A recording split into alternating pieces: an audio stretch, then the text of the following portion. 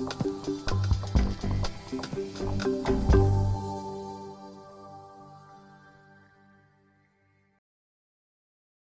you everyone for coming this afternoon. Good afternoon to you all. My name is Kieran Sparrowhawk of MyCognition.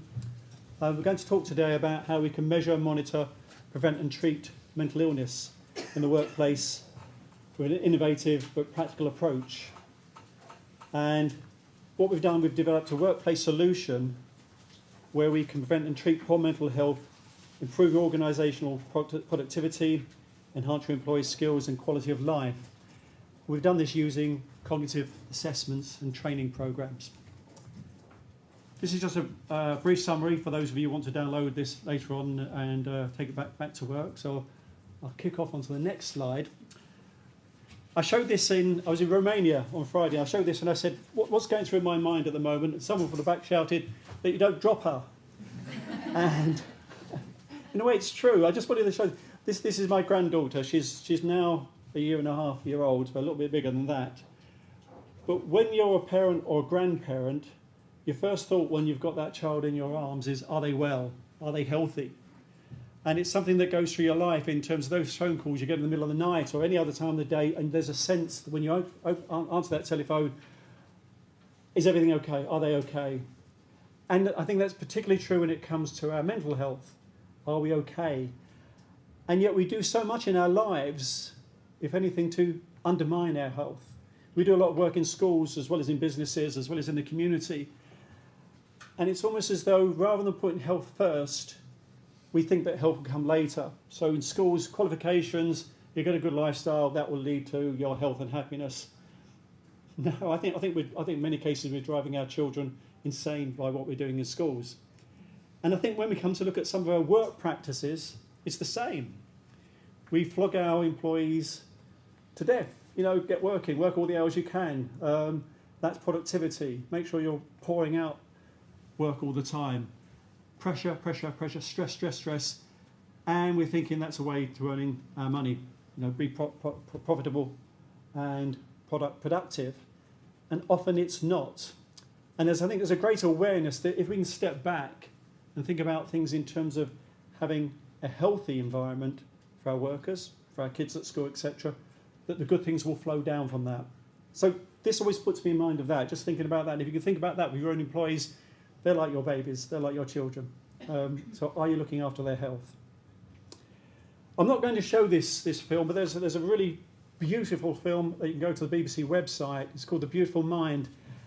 And we normally see the brain as that fatty lump with the grooves in it. And this is a short video, and it takes you through looking at the neuronal networks, the cabling in the mind.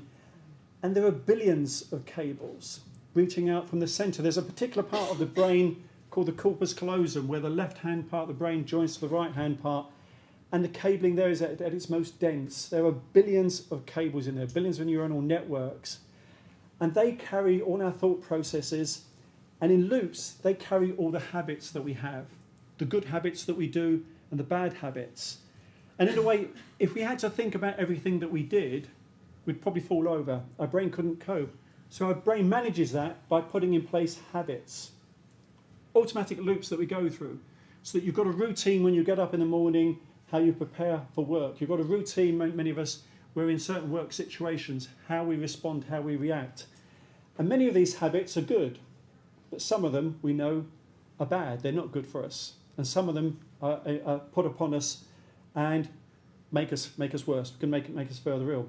So this is a beautiful picture of the brain in terms of all of these millions of fibres. It makes me wonder sometimes how we're not all ill, we're not all mentally ill, given the intricate structure that's there. But it's a beautiful thing, and a beautiful thing that we should be looking after. This is a table that shows cognitive deficits, from mild deficit to a marked to a severe deficit, across the 5 domains that we measure using our assessments: attention, working memory, executive function, episodic memory, and processing speed. And down here we've got a number of psychiatric, initially depression and the type, down through areas of anxiety, through to some neurodegenerative disorders. But you can see that cognition plays a part in virtually all of these to a lesser or greater extent. is almost like a scattergun. And there's more and more evidence that it's cognition, our behaviour, our, if you like, a detriment in attention, if it becomes chronic, that can lead to a mental disorder, to a psychiatric disorder. We're seeing this more and again with the work that we're doing in children. Children get bad behaviours in some of these areas, that can eventually lead to them getting a disorder. And then, that gives us one way by which we can prevent. Because if we can assess people's cognition, then we can see the signs that their cognition is going in a bad direction. We can then help them turn around and go back in a good direction. I'll come on to that later. But this is based on, you've got the paper there, Nature Reviews. There's a lot of research in this, a lot of research that we're doing ourselves. So these are the 5 areas that we measure. And I'm going to go through them, first of all, to look at them from a good state. So problem solving, that's our working memory. It's our ability to hold something in a short-term memory, think about a few other things, and come back to that and make a decision to do some problem solving. Often that would be with numbers, but it's also, we can do that in terms of comprehension. That difficult report that you're reading, where you're remembering the subject at the beginning of the report, you get halfway down the page, it relates back to the beginning, you're doing a working memory, you're doing a problem-solving calculation under that circumstances. So it's both numerical and for comprehension that we use our working memory. And some of us have got a strong working memory. We can do this iteratively over and over again, many times, to do some real deep thinking. Others of us, we're not so good, we can only do it once or twice. But it's a great skill to have within a working environment. Recall, this is our episodic memory. This is your ability to recall past events, places, people, times, etc. that are relevant to the current context. And the more of those occasions that you can recall and bring back to the current context, the better you are in terms of when you come against a new task. So rather than starting that new task at the bottom of the learning curve, you can start halfway up and get on with it. And often if you've got a strong working memory, you're the type of person, you're like, Fred, what happened when this occurred 5 years ago? And Fred said, well, this will happen, bash, bash, bash. Great, we'll follow that, some of that, we can build that into what we're doing now. That will get us up the learning curve. So Fred's a great mentor under those circumstances. So episodic memory, it's your wisdom. Focus, this is our ability to pay attention. And we often think of attention and concentration when we're focusing in on a task to the exclusion of everything else. And that can be great at times when we've got to get things done. So at the beginning of the day, you say, there's 3 things I'm going to do today. I'm going to get done today. You pay attention to those 3 things and you blot out all the distractions, you get them done. However, attention is also our ability to give our attention to others. So if someone walks into the room, we turn from what we're looking at, we will look up and we give them our attention. And often the work that we've done with children, we've found that children who were diagnosed as having some form of attention deficit, it was because they had this inability to switch from focusing on something to giving their attention out to something else. It wasn't really an attention problem, but the teacher or the parent said, I call their name, they don't listen to me, they've got bad attention. No, they've got very good attention. If we do the assessment right, what they've not got is the ability to switch. Come in, sir, please. Thank you. And another form of attention is this when you're networking or you're in an environment and you're having a one-to-one conversation with someone. You're really focusing on them, but over the other side of the room you hear your name. Anybody else's name, any other subject, you don't look, but your name is important, so you look. Are they smiling? Are they angry? It's okay, they're smiling, I can come back and talk to you. That's another form of attention. And if you like, from an evolutionary point of view, we'd needed those 3 types to exist as and survive as nomadic tribes out there in the desert where we're looking for food, water, and safety and security. We need people with all those forms of attention to help us get through that existence. We need people with strength of those attention to get through our work existence as well. So that's attention. Responding, this is our ability to put our thoughts into action with speed and accuracy. So again, if you're doing something new for the first time, you're going to practice it. And you may practice to do it really well with accuracy, or you might practice to do it really fast. But the best is to get the best of both worlds so that you end up being fast and accurate in those, so that you can put all your thoughts into action in a good way. So that's responding, that's our processing speed. And then the 5th we look at here, we call it planning. This is executive function, which is a domain in its own right, but it's also an overarching domain. This is the domain that, if you like, enables you to switch attention. It tells you when to switch from focusing on something to giving your attention out. But as a domain, it's our domain to plan, to organise, to be creative, and to self-regulate. And how do they all come together? Well, imagine you've got a task to do in a month's time, and you'll be thinking, there are several ways that I can approach that task to get it done. There you're using your creativity. You're thinking forward, planning forward, and you're saying there's more than one way to get that done. And that means if you go down one route and you can't do it, you've got contingencies. You can fall back on other things. You've already planned and thought through them.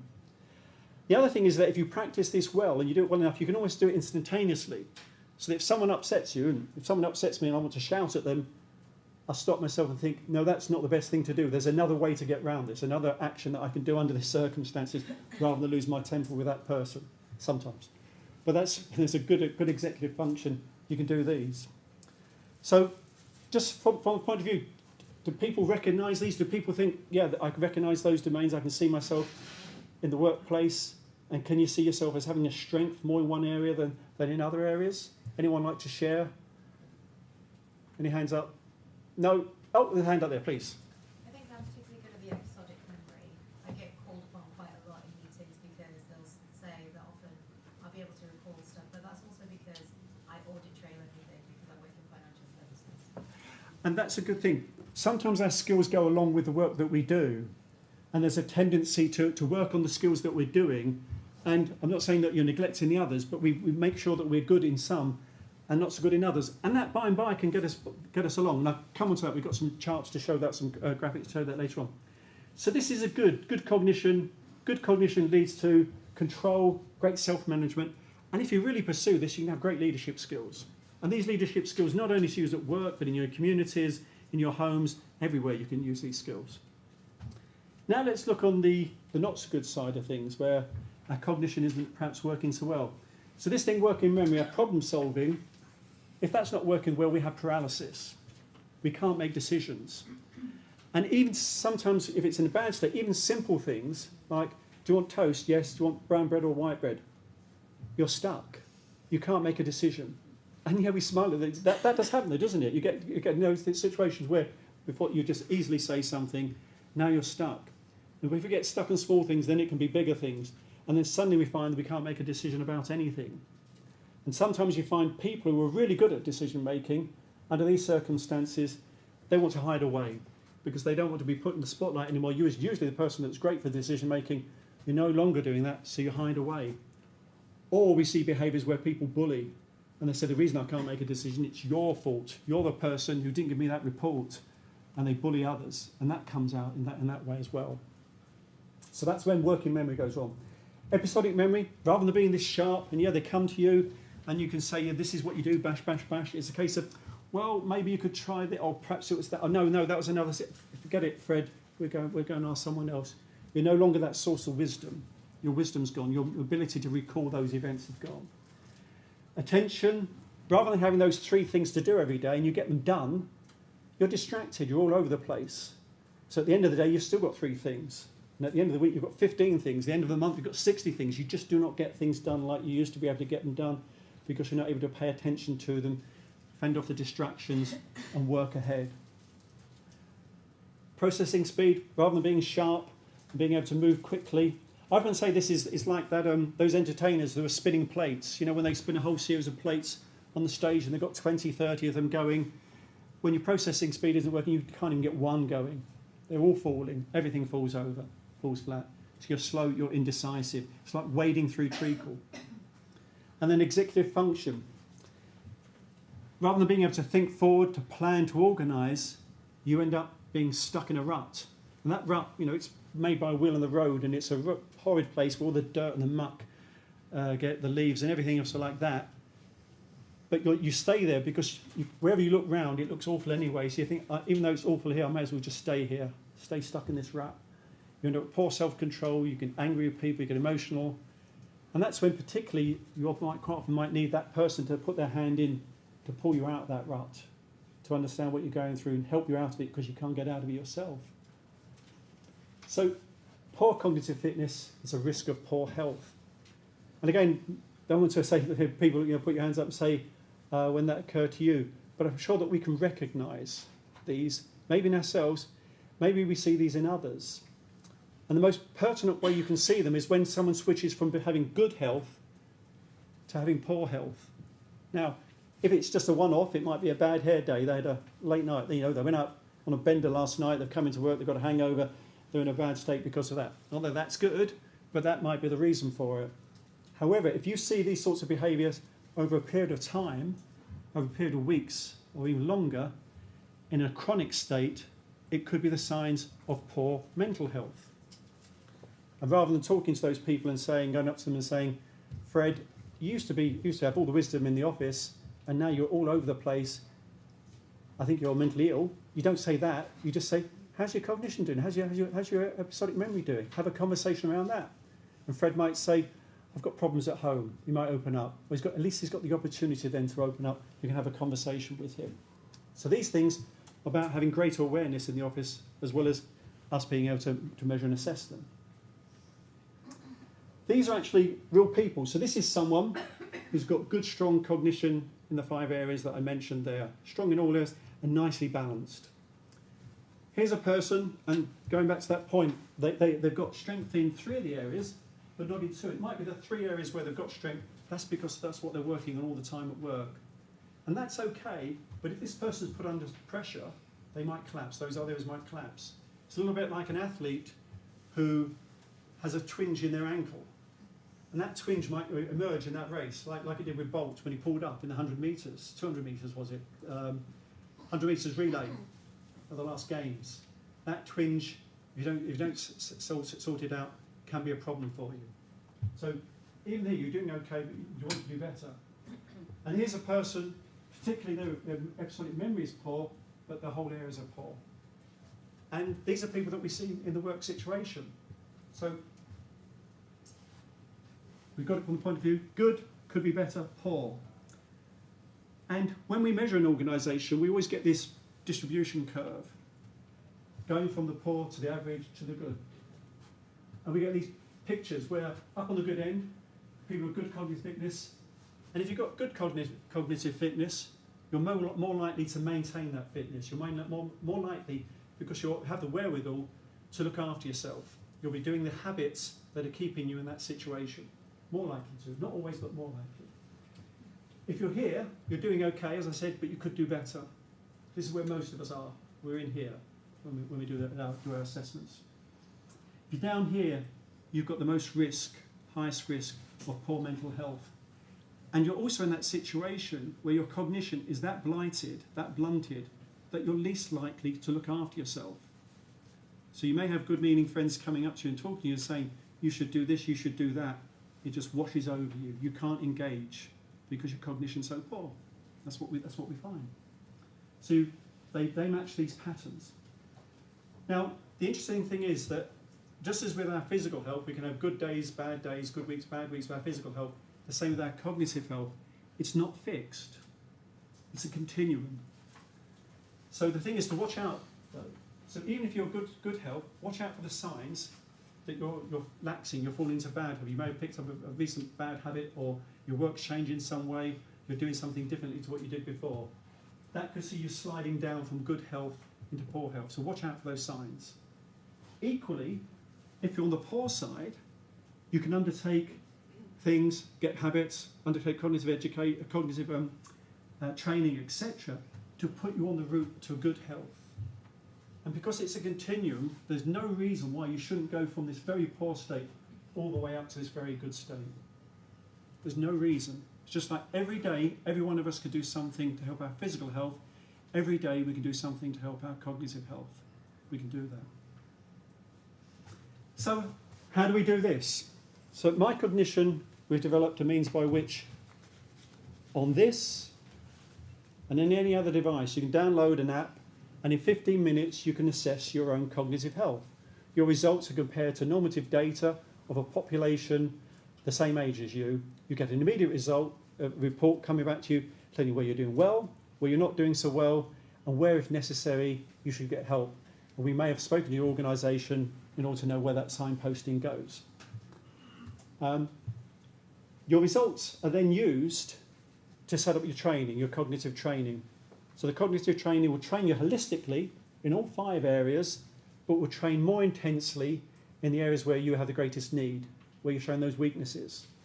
So for that person who is strong in 3 of the areas and the 2 weak, they're the 2 areas that it would be trained in most. The person that's showing the greatest reduction in working in episodic memory, that's where they've been trained most initially. The training adapts though, challenges you, so as you progress through the training, you improve.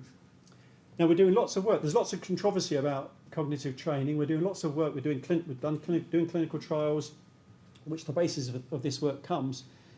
We think the way that we do our cognitive training resets the brain. It puts the brain back into an equilibrium whereby you can engage. If you're at school, you can engage with teachers. If you're at work, with your workmates, with friends, to get that advice. That will occur. That's what's going on here. So it's helpful in a whole series of situations, not just mental health ones, in terms of resetting the brain to get it to that stage. So that's what the training does.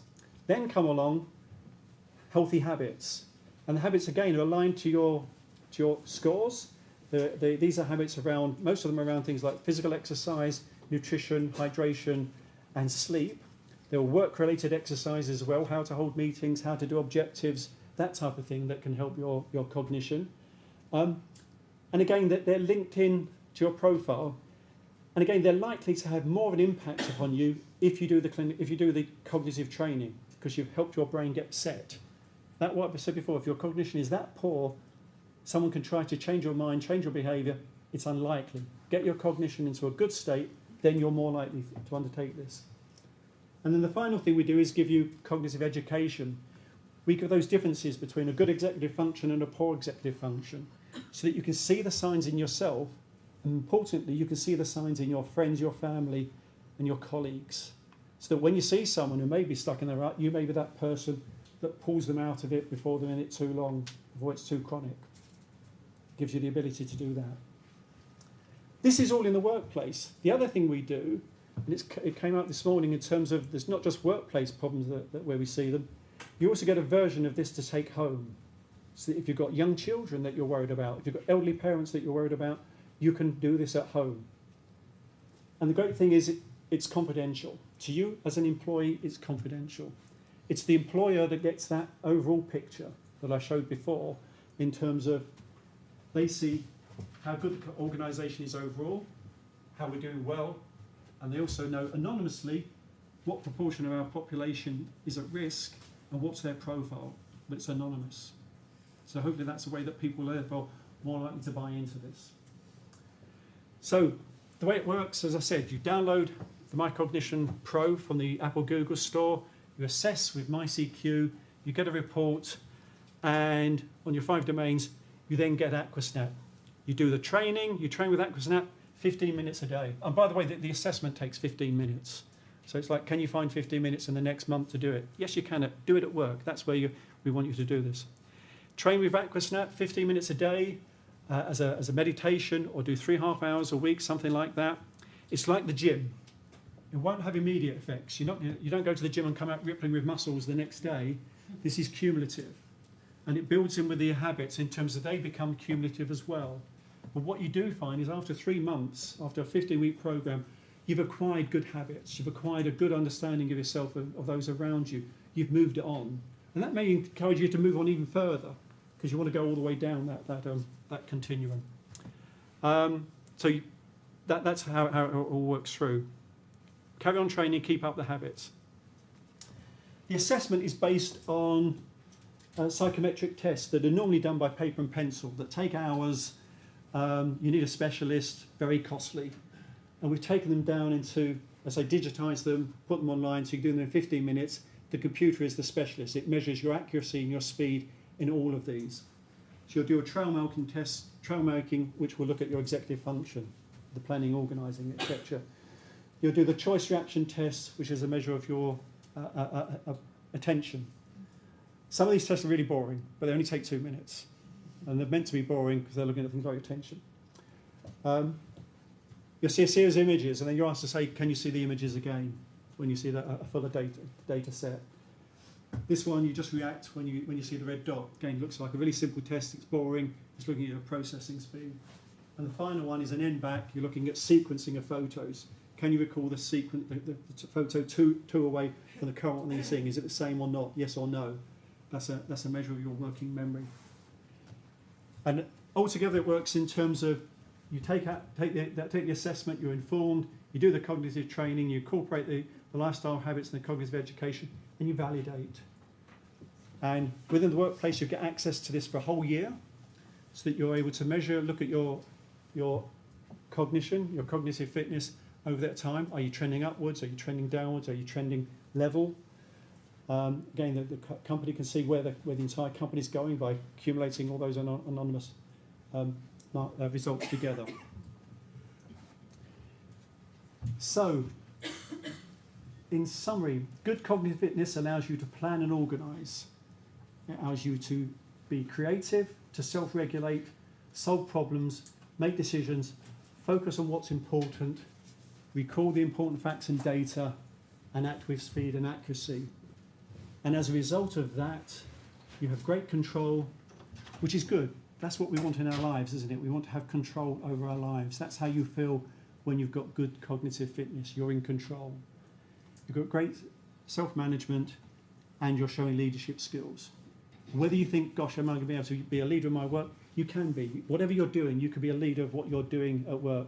But you can also use those leadership skills, and I would encourage you to do so in the communities in which you live and within your family. If you've got leadership skills, don't step back and let someone else get into the vacuum. Step forward and fill it. Poor cognitive fitness is the opposite of those. It's a lack of creativity. It's being disorganised. You don't have any self-regulation. You're paralysed. You're unable to make decisions. You're unable to use any wisdom that you have. And you've got fuzzy, lacking clarity. And you're acting as though wading through syrup. And we all have days like that. An illness, a cold can cause some of those symptoms to occur. But if you see them occurring over a period of time, then it's a sign of something more serious than just that. And what drives your cognition?